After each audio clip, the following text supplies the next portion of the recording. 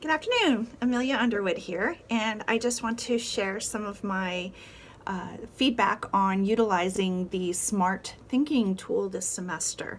So I have a little bit of a disclaimer. I teach at college over at James Madison, and so I felt like I've been pretty familiar with editing other people's papers and writing myself. But it was extremely helpful since I've been out of grad school for a little bit to get back in the swing of very meticulous writing, very careful writing style, both in content and in the documentation. So I was very pleased with having a free tool like Smart Thinking to utilize.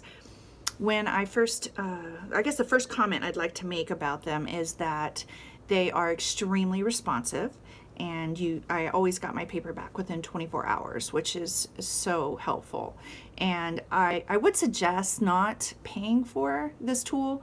I think we can use it as a discipline, an accountability measure to know that we can complete the assignment submission by the time that is on our syllabus, and it's so hard to do that. And having these external signposts for us to be able to stay on track is helpful. I know with kids and teaching, it's challenging, but like I said, I think it's very helpful to have that accountability measure. When you receive your feedback from Smart Tool, they begin with a very positive message to you, and I enjoyed that. That's the way to give feedback is to say, hey, you really did this right. You used your commas right. You had great word choice here. Now here's a few things we can work on, and so you're very receptive at that point.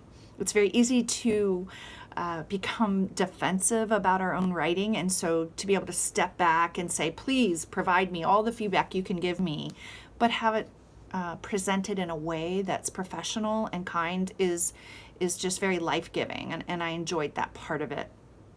I would also say that they work with a number of different schools of writing style, APA, MLA, Chicago, whatever it is, and different purposes for writing. So you have to be careful that you understand what the rubric is for your particular assignment. For example, I submitted my first Williams paper, and I had written in present tense, which is what I'm most familiar with in terms of writing and critiques. And the Writing Center sent me a response that I should put it in past tense.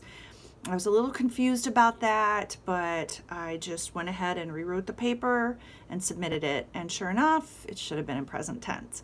So what I would suggest is that you take a look at what your assignment requirements are, and if there's any feedback you receive that seem to be a little off or you're not quite sure about, your professor will always be the final guidance on what they want for their paper. So the other thing that was really great is that I tell my students not to write in passive voice. Now in the Williams book, we found that there are some times that you can use passive voice, but for the most part, I find it to be a form that weakens your argument, and you just don't sound as strong. So I was really glad to have the opportunity to go through and eliminate all forms of to be. I was surprised too, because I thought I didn't use passive voice, but there were times it snuck into my writing. So I was glad to have that requirement put on me, and I'm going to tell my students that as well. And when I tell you not to write in passive voice, here's one way you can make sure you don't, and that is go in and search for forms of to be. And so that's very, very helpful. I think that this course has been so great for me. I've been out of grad school about 5 years since I did my master's, so I'm glad to have time to move back into critical writing and thinking, and this course was a good refresher for that. I start the PhD on Monday, so I'm very excited, and I've really enjoyed reading everyone's comments and providing comments and all the encouragement.